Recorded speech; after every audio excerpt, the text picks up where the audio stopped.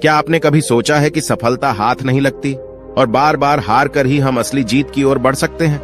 तो दोस्तों, किसी को कामयाबी बहुत जल्दी मिल जाती है और किसी को कामयाबी मिलने में बहुत ही समय लगता है और किसी को मिलती भी नहीं।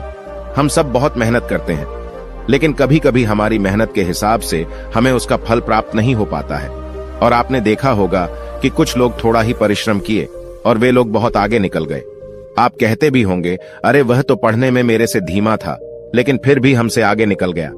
आप सोच रहे हैं वह चीज आपके हिसाब से नहीं हो रही है और बार बार असफलता का मुंह देखना पड़ रहा है और अंत में खुद को आप लाचार पा रहे हैं, खुद को कमजोर पा रहे हैं। कई बार होता है कि हम सब इतने असफल हो जाते हैं कि फिर हमारा मन टूट जाता है। हम खुद को बहुत ही कमजोर और हारा हुआ महसूस करने लग जाते हैं और बहुत निराशा भी होती है। और निराशा क्यों ना हो, दुखी क्यों ना हो हम, क्योंकि हमने तो बहुत परिश्रम किया था, जितना हमसे होना चाहिए था उतना किया था, लेकिन मुझे उस परिश्रम के हिसाब से उसका फल नहीं मिल पाया और एक बार फिर असफलता का मुंह देखना पड़ा। दोस्तों, अगर यह सारी सिचुएशन या सारी समस्याएं आपके जीवन में घटित हो रही हैं या न भी घटित हो रही हैं, तो भी आप इस वीडियो को छोड़कर कहीं न जाइएगा, क्योंकि कुछ ऐसी बातें आपको पता चलेंगी जो कि शायद आप इससे पहले कहीं सुने होंगे। जो बातें मैं आपको बताने वाला हूं, वह सारी बातें आपको इन सभी मुश्किलों से बाहर निकाल लेंगे। जैसे आज के समय में स्कूल है, वैसे ही पुराने समय में आश्रम हुआ करते थे। उस समय के लोग अपनी शिक्षा ग्रहण करने के लिए आश्रम में जाया करते थे। उस समय हर चीज अपने गुरु का बहुत ही सम्मान करता था। प्राचीन समय में किताबी ज्ञान से ज्यादा लोगों को व्यावहारिक ज्ञान सिखाया जाता था। प्राचीन समय में एक आश्रम था जिसमें विभिन्न प्रकार के विद्यार्थी गुरु से शिक्षा ग्रहण करते थे। आश्रम से सभी बच्चे शिक्षा ग्रहण करने के बाद अपने अपने राज्य को वापस लौट जाते थे। उन्हीं शिष्यों में राजवीर नाम का एक शिष्य था। वह भी अपने गुरु से शिक्षा ग्रहण करने के बाद अपने राज्य वापस लौट आता है। वापस आने के बाद सभी लोग अपने अपने राज्य में अपने अपने वन कामों में वापस लग जाते हैं। धीरे धीरे समय बीतता गया। राजवीर और बड़ा होने लगा। उसके परिवार की दशा पहले से ही अच्छी नहीं थी। राजवीर के घर वालों ने भी यही सोचा था कि राजवीर आश्रम से शिक्षा ग्रहण करने के बाद आएगा तो बहुत ही कामयाब बनकर आएगा, अच्छे से अपने परिवार का पालन पोषण करेगा। लेकिन राजवीर के साथ ये सारी बातें उल्टी हो रही थीं। वह आश्रम से शिक्षा ग्रहण करके तो आया था, लेकिन जब वह काम की तलाश में दूर दूर जाता तो उसे कोई काम नहीं मिलता था। छोटी छोटी चीजों में वह असफल हो जाया करता था। राजवीर एक बार एक राजा के यहाँ गया हुआ था, क्योंकि राजा अपनी सेना में नए सैनिकों को भर्ती कर रहा था। राजवीर भी राजा की सेना में भर्ती होने के लिए राजा के महल पहुंच जाता है। राजवीर जब राजा के अधिकारियों के सम्मुख प्रस्तुत होता है अपनी योग्यता को साबित करने के लिए, तो उसके हाथ पैर कांपने लगते हैं। यह देख राजा के अधिकारी उसे बाहर कर देते हैं। उसे कहते हैं कि तुम राजा की सेना में भर्ती होने लायक नहीं होगी। दोस्तों, इस बात से राजवीर बहुत ही निराश और हताश हो जाता है, क्योंकि उसके जीवन में अगर कोई उम्मीद बची हुई थी तो यही एक थी। इसके बाद वह अपने घर दुखी मन से वापस लौट आता है। घर वापस आने के बाद उसे पड़ोसियों के ताने सुनने को मिलते हैं। लोग कहते हैं कि राजवीर तो बहुत पढ़ा लिखा है, पर उसे कोई काम नहीं मिल। कोई कहता है कि यह तो आश्रम में ठीक से पढ़ाई नहीं होगा, और कुछ लोग तो यहां तक कि कहने लगते हैं इसकी सोचने समझने की शक्ति ही कम है, इसलिए इसका दिमाग सही तरीके से काम नहीं कर पा रहा है। मतलब लोग उसे तरह तरह के ताने मारते थे। इस बात से राजवीर बहुत ही ज्यादा परेशान हो गया था। एक दिन उसके मन में आत्महत्या करने का विचार भी आने लगा। फिर जैसे तैसे उसने खुद को संभाला। उसने अपनी समस्या एक दोस्त से बताई। दोस्त ने कहा, राजवीर, तुम एक बार फिर आश्रम में अपने गुरुजी से मिलने जाओ और तुम उन्हें अपनी सारी समस्या बताओ।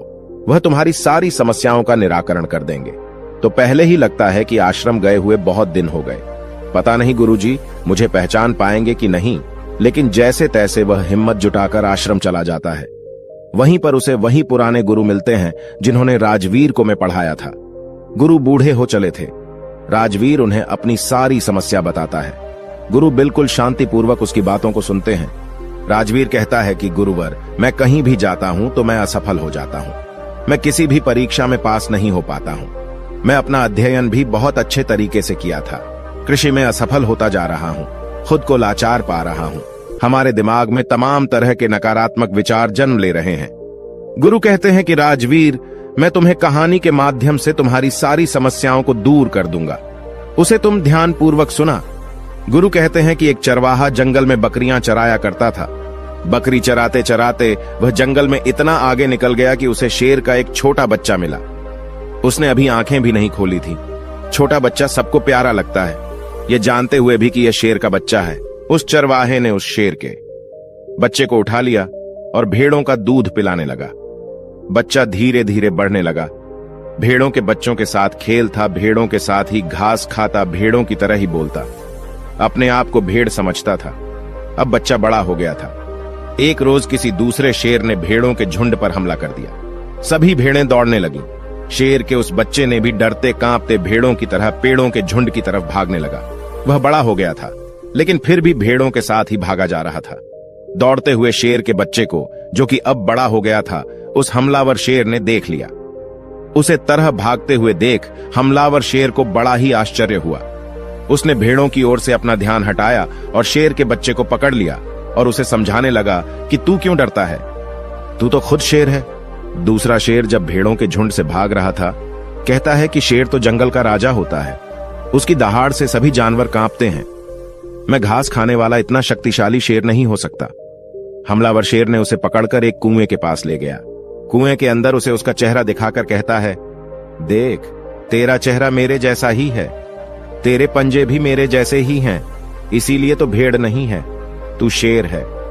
दूसरा शेर कहने लगा, ठीक है, मेरा चेहरा तेरे जैसा ही है, मगर तू तो बहुत शक्तिशाली है, मेरी आवाज से तो कोई डरता भी नहीं। हमलावर शेर ने कहा, तेरी आवाज से भी लोग डरेंगे, बस तू खुद को शेर समझ। जिस दिन तू खुद को शेर समझ लिया, उस दिन तेरे से सब डरेंगे। बस तो खुद की अंदर की शक्ति को पहचान। तुझे महसूस करना होगा कि मैं भी एक शेर हूं, मेरे पास भी ताकत है, मैं भी जंगल का राजा बन सकता हूं। जिस दिन तेरे मन में यह विचार आ गया, उसी दिन तू किसी से नहीं डरेगा। तो डर इसीलिए रहा है, या यूं कहें कि डर कर इसलिए भाग रहा था क्योंकि तू खुद को भेड़ समझ रहा था। जब तक तो खुद को भेड़ समझेगा तब तक तू भागता रहेगा, क्योंकि बचपन से ही तू खुद को भेड़ समझते हुए आ रहा था और खुद को भेड़ समझने लग गया था। इसलिए तू डर के भाग रहा था, क्योंकि बचपन से लोगों ने तुझे भेद्दा ही समझा है, किसी ने तुझे पुकारा ही नहीं, इसलिए तो खुद को भेड़ समझने लगा। गुरु ने कहा, राजवीर, तुम्हारी भी जिंदगी में यही हो रहा है। तुम्हारे पास सारी योग्यताएं हैं, लेकिन तुम भी खुद को भेड़ ही समझ रहे हो। इसका सबसे बड़ा कारण यह है कि कोई तुम्हें प्रोत्साहित नहीं कर रहा है कि तुम भी कर सकते हो। लोग तुम्हें बस अपनी नकारात्मक ऊर्जा ही दे रहे हैं। लोकतंत्र बस यही कह रहे हैं कि राजवीर पढ़ा नहीं है, राजवीर योग्य नहीं है, इसीलिए उसे कहीं पर भी कोई काम या नौकरी नहीं मिल रही है। तुम्हारे चाहने वाले पास पड़ोस वाले असफलता का डर तुम्हारे दिमाग में भर दिए हैं। बचपन से ही वे लोग तुम्हें अयोग्य ही बोल रहे हैं और अयोग्य ही समझ रहे हैं। इससे तुम्हारी मानसिक दशा अयोग्य सी हो गई है। तुम कैद हो गए हो, तुम खुद को हारा हुआ महसूस करने लगे हो, क्योंकि लंबे समय तक जब किसी को अयोग्य असफल बोला जाएगा तो उसका दिमाग सच में अयोग्य असफल हो जाता है। वह खुद को कमजोर और लाचार समझने लगता है, क्योंकि लोगों ने उसे कमजोर, लाचार ही बोला है। इस दुनिया में प्रोत्साहित करने वाले लोग बहुत ही कम हैं।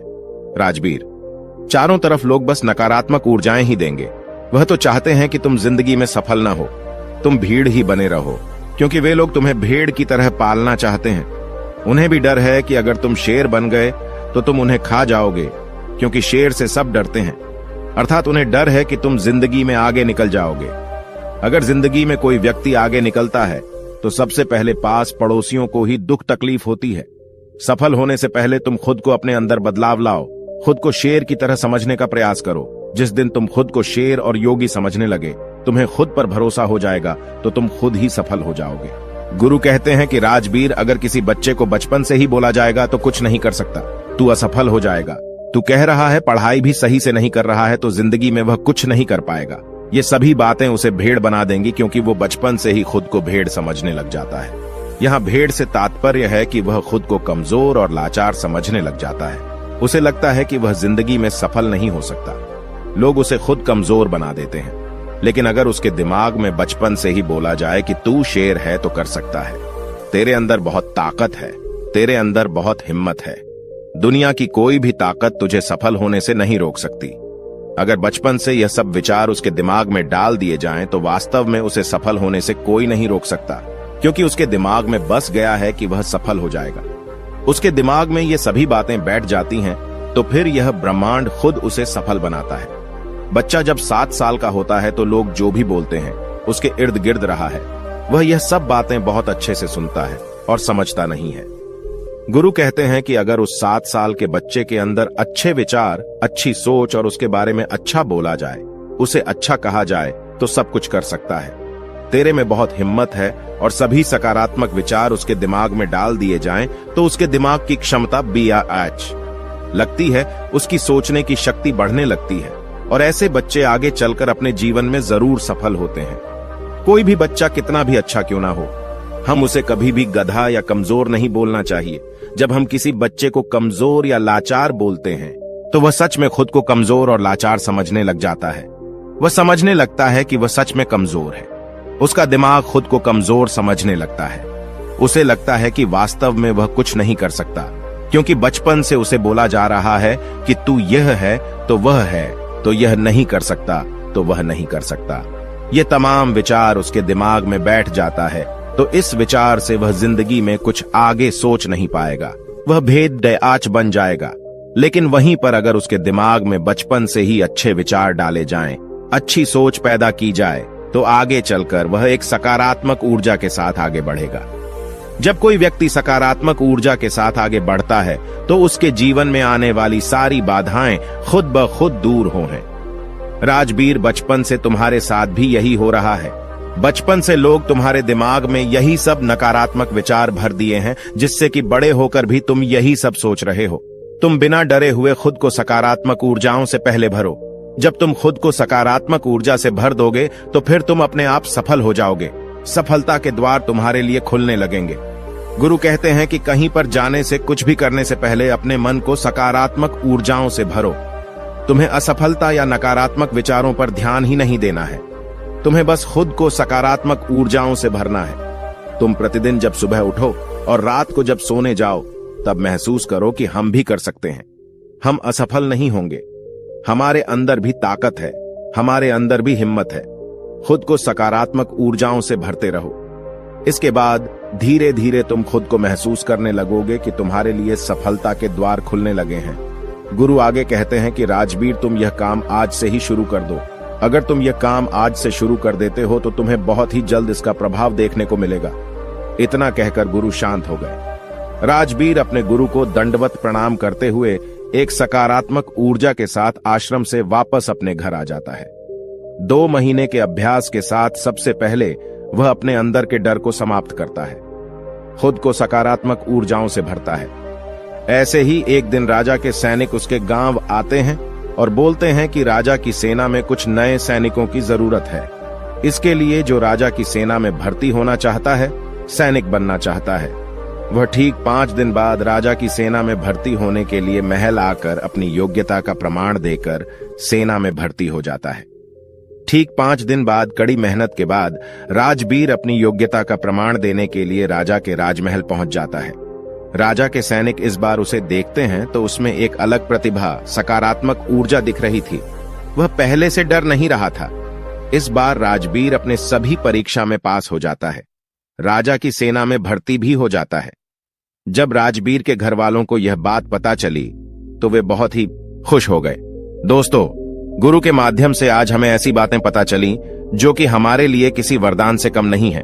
उम्मीद है इस वीडियो से आपको बहुत कुछ सीखने को मिला होगा, और अगर आप पहली बार हैं तो हमसे जुड़ने के लिए इस चैनल को सब्सक्राइब करना मत भूलिएगा। मिलते हैं अगले वीडियो में कुछ नए विचारों के साथ।